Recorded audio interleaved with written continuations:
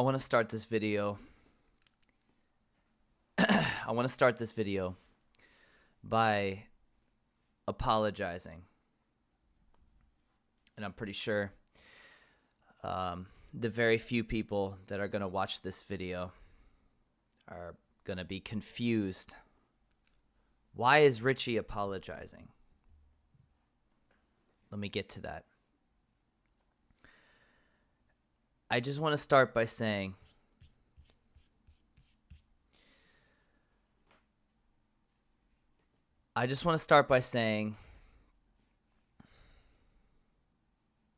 at 33 years of age, I've been living on this planet for 33 years. Sorry, my camera angle's all fucked up. And I can honestly say that it took me to make it to 32 years old. So last year, or year before that actually. Yeah, 32. It took me to get to 32 years old to finally understand and find out who I am as a man. And I'm sure a lot of you, especially people who work with me or people who associate with me, are probably sick of hearing this. At 32 years of age, I finally understood, and I finally began to realize what true happiness is. And it all started with the point to make it to true happiness was a pivotal moment in the middle of 2018. Let me take you back to 2018. I lived in Reading, Pennsylvania with a girl by the name of Rebecca. I won't give out her last name because I'm just not going to do that. And Rebecca and I had been together for almost 3 years. Let's say it was right around 3 years. And this was a woman who I loved more than any other person on this entire planet. I loved her more than my mom. I loved her more than my family. I loved her more than my friends. I loved her more than I love my fucking self. And back then I hated myself. So it's not really saying a whole lot. And this girl left me for a fucking loser. She left me for a loser. A man who had no car, no job, and lived at home with his mama. And I left Reading, Pennsylvania in sheer and utter defeat. And I remember I called my dad after I packed up the car. I said my goodbyes to all my new friends. And I called my dad and I cried. I cried like a little bitch. I cried so hard on the phone to my dad. And he said something that has stuck with me ever since. He said, "Son, one of these days, what seems so significant today, tomorrow will no longer matter." And of course, at this time, I want to say I was 27 or 28 at the time. And of course, I didn't understand what he said. You know, you hear people you love have to say, but you don't really fully grasp the concept of what they're trying to say, which was my problem. I didn't understand what he was trying to say.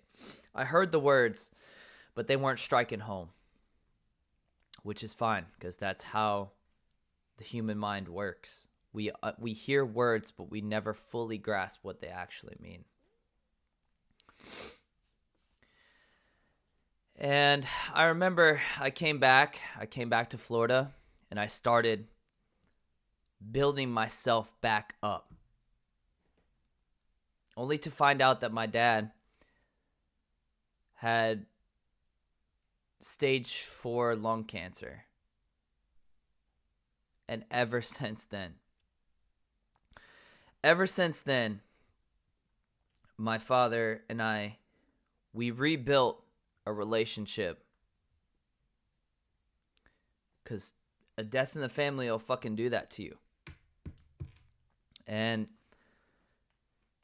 you know, as we started to rebuild our relationship, I started to listen to his words more carefully. And I started to understand what this man was trying to say. And he would say things along the lines of, Richie, there is more to life you are going to find than chasing somebody who doesn't give a shit about you, who doesn't care about you. She left you. She never cared. If she did care, she'd still be here. But she's not. And these were pretty cold words I heard from my father. But I started to realize something.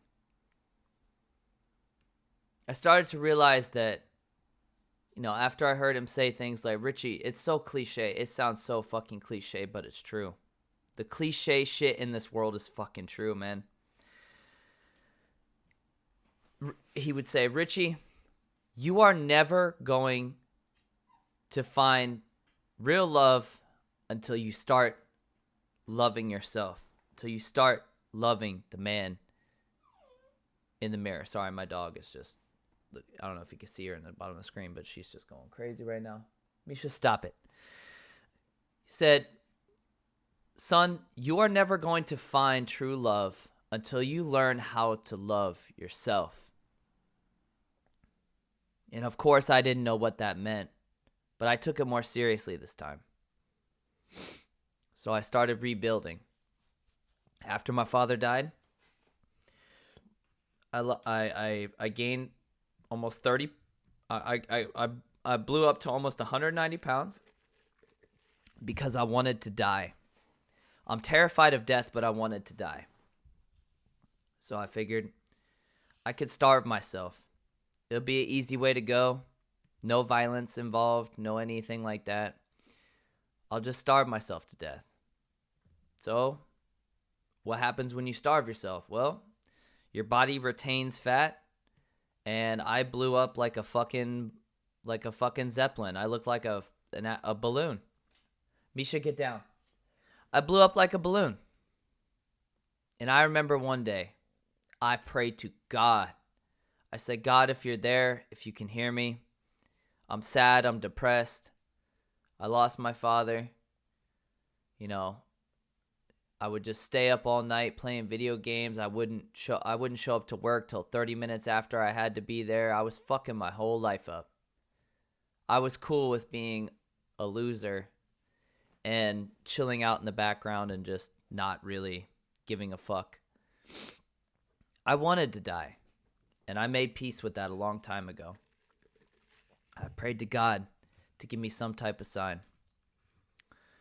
All this to say, I was listening to some motivational speakers, and I think most of them are full of shit, but I discovered David Goggins. I read this man's book, Can't Hurt Me, and I started to gather the building blocks to change who I am as a man and how I view the world. This world is a fucking cold-ass world. It doesn't give a shit about you, doesn't give a shit about me, doesn't give a shit about your mom, your brother, your sister, your uncle. Doesn't care about your best friend. This world is fucking cold, bro. I started to work out. I started to change my eating habits. I started to read books. I started to, my Misha. Come here, Misha. Come here. Come here. This is my best friend right here. This is my best friend in the whole world. And if I didn't have her, if I didn't have something to take care of, I probably wouldn't be here. I probably would be dead.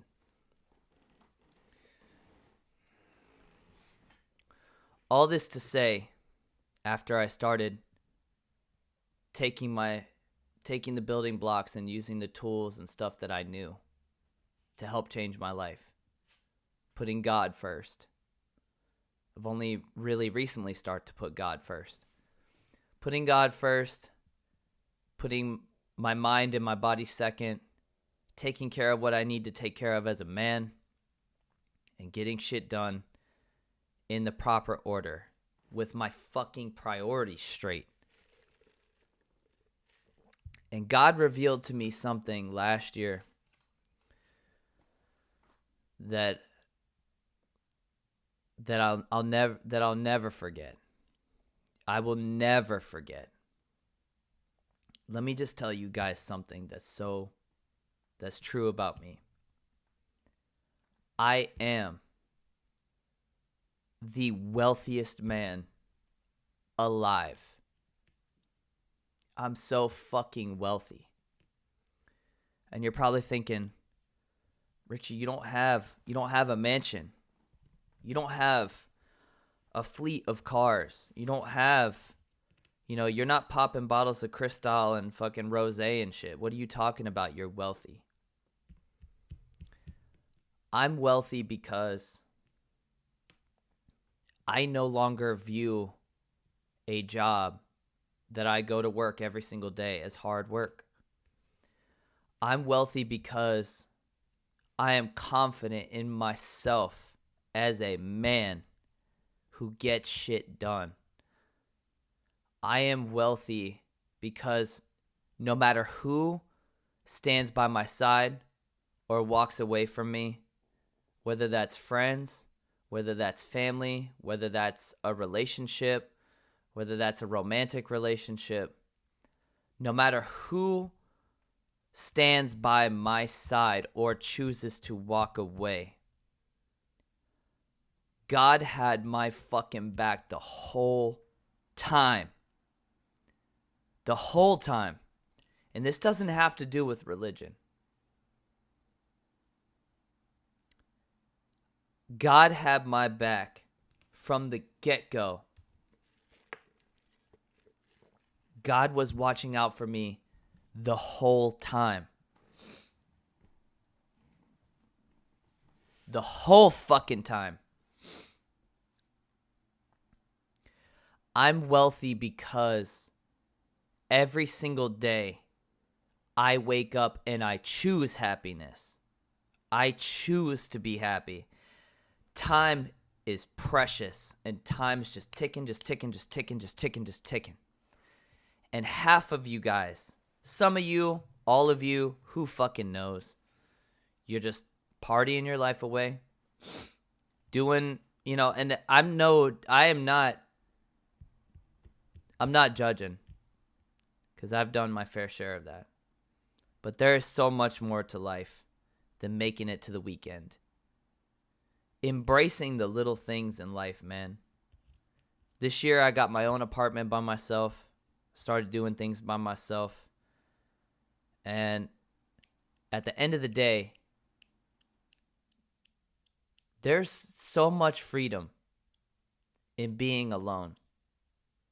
There's a lot of freedom. It's lonely sometimes. Don't get me wrong. I don't get to hang out with my friends all the time. I don't get to, have the exact type of fucking social life I want all the time. But I can safely say that the 5 people that I choose to associate with, my best friends, we're all trying to go somewhere in life. And that's how I fucking know, without a shadow of a doubt, that I'm on the right path. Because my 5 friends are doing things to make sure that they succeed in life. Got to look at your circle. You have to look at your circle. I'm not successful, but I have the mindset to be successful. And I choose my friends wisely because The greatest gift that you could give anybody in this life is your time. Choose to spend your time wisely, because we all have a fucking expiration date. Every single one of us. You watching this video, me making the video, my dog in the background. We all have a fucking expiration date. And I could just tell you this. When I die, because Lord knows I don't know when I'm going to die, there's not a single person who would make it to my funeral who cannot say, Richie didn't fucking give it his all every day. They can't say this shit. I gave it my all every single day. I worked hard. I took care of me. Nobody takes care of me. I fucking take care of me. With God willing, God having my back, I take care of me. He gives me the ability to take care of myself. Nobody's looking out for me. I look out for me. I look out for me. I look out for my dog, and that's it. Honestly, if you really break it down, that's all I have in this life is me and my dog. Yes, I have friends. Yes, I have a great job. Yes, I have a car. Yes, I have a roof over my head. But at the end of the day, all I can look out for is me. Me and my dog. That's it. I can't take care of my family. I can't take care of my friends. I can't be Captain Save a Bitch. There's a lot of things I can't do. But I can tell you what I can do. I can look after me. So I guess my question is, are you looking out for you? Do you love yourself? And if you don't, maybe it's time to do some soul searching. I'm out.